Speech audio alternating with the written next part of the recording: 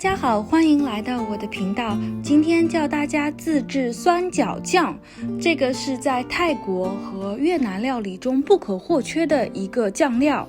我这里用的是400克有籽的酸角果肉，如果你用的是无籽的酸角果肉，那只要准备200克就够了。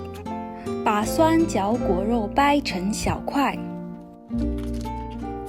然后加入500毫升的热水，浸泡约30分钟，期间也可以用叉子进行搅拌。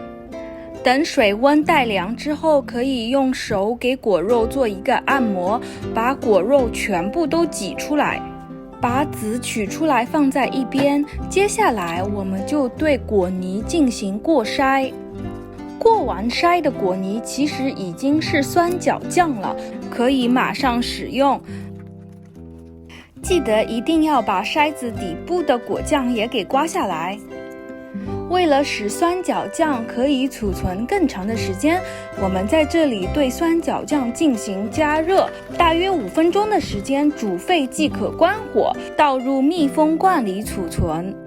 自制的酸角酱味道更加的浓郁，无添加，也更健康。希望你们喜欢这期视频。我已经迫不及待的要做正宗的泰国和粤式料理了，我们下期再见，拜拜。